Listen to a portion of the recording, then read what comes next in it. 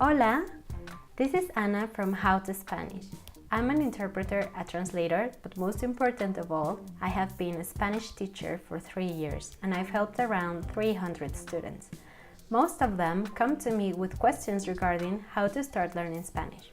That's why I decided to share with you guys my top 6 tips to start learning Spanish and 1 mistake to avoid.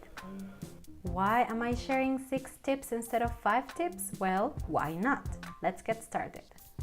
Tip number 1. Start with learning pronunciation. Please spend some time watching videos learning pronunciation before you jump into anything else, vocabulary or grammar. Nothing is as important to start with as pronunciation. Good news is that there isn't much to learn when compared to English because Spanish is pretty straightforward. I would recommend that you start with vowels. We only have 5 sounds in Spanish: a, e, I, o, u.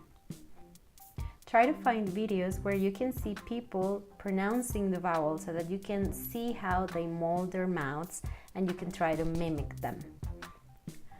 As I told you, Spanish is pretty straightforward.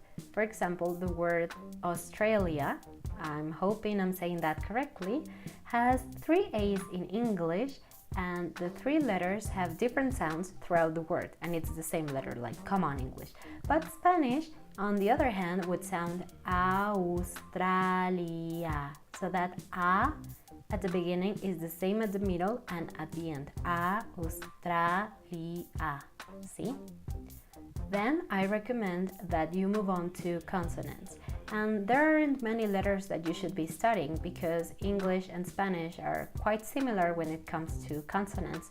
The only letters that you want to check out are letter G, letter C, letter R, letter double R, letter double L, letter H, and letter ñ, which doesn't exist at all in English. Maybe you should be deciding which type of Spanish you want to learn because, as you might know, there are some differences between Spain and Latin America. So if you're planning to learn Spanish from Spain, try to find websites that teach you how to pronounce that because letter C, for example, is very different. Once you learn these consonants and vowels, I recommend that you go to forvo.com. I'm going to leave the link on the description box and you can type any word and just practice saying it before you listen to native speakers saying the word.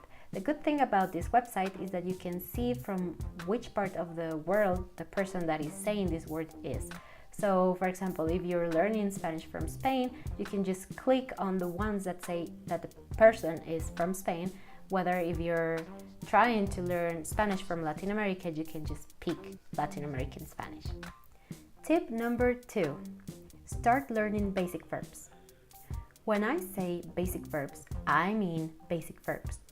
Please don't download a list of 100 common verbs because you're going to feel overwhelmed.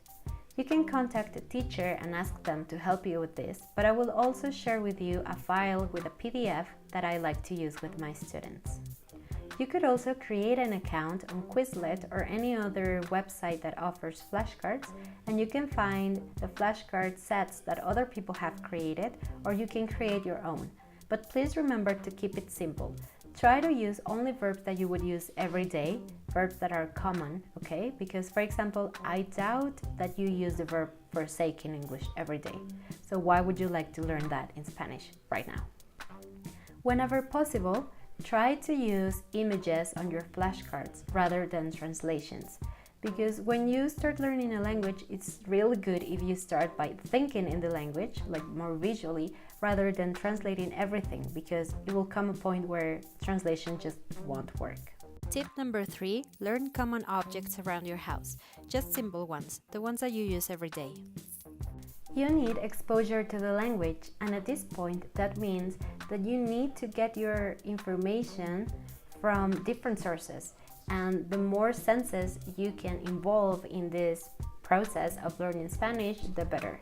So try to learn names of objects that you can touch and touch them while you say the name. Smell them if they are worth smelling, like something related to food or flowers or something like that. The thing is that You're going to learn much better if you have more information to work with.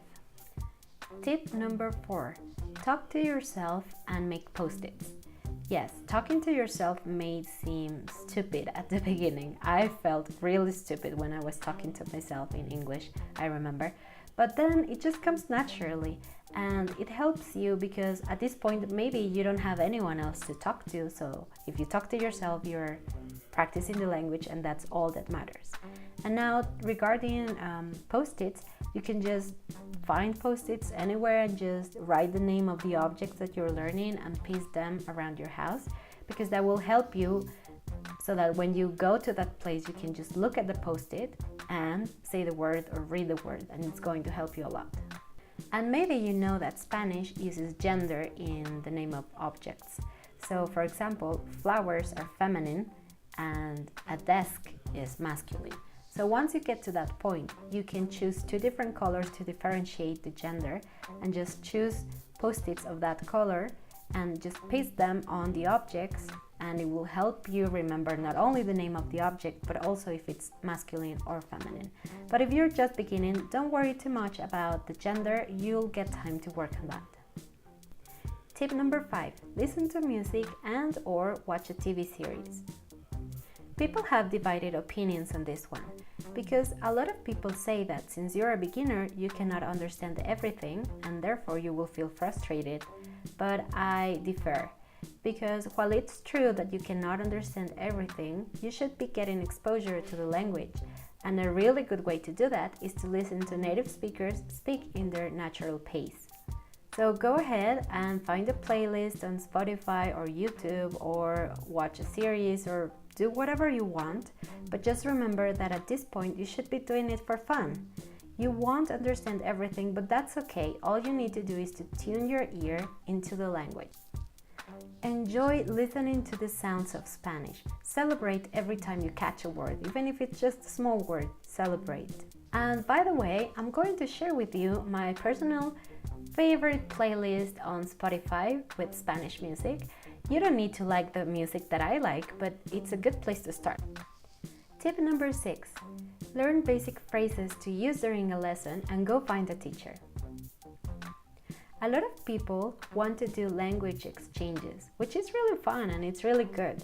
But at this point, maybe you don't have a lot to say to the other person, so it might not be very good for you at this point. So what I recommend is that you do find a teacher. There are many websites where you can find them, or you can find a local school or something like that, but I recommend one-to-one sessions because that way you can go at your own pace. When you find a teacher, be clear about what you're doing and what you want. So you can share with them that you're trying to learn just basic verbs in the infinitive form and basic names of objects, and just share with them what you want to do so that they know exactly how they can help you. I recommend that you try at least 3 teachers before you settle for one. And now, finally, a mistake to avoid. Resist the urge to create flashcards with every single word you come across, because by week 3 you're going to have an endless list of unrelated words. And when you look at it, you will be like, I don't want to study this, it's too long.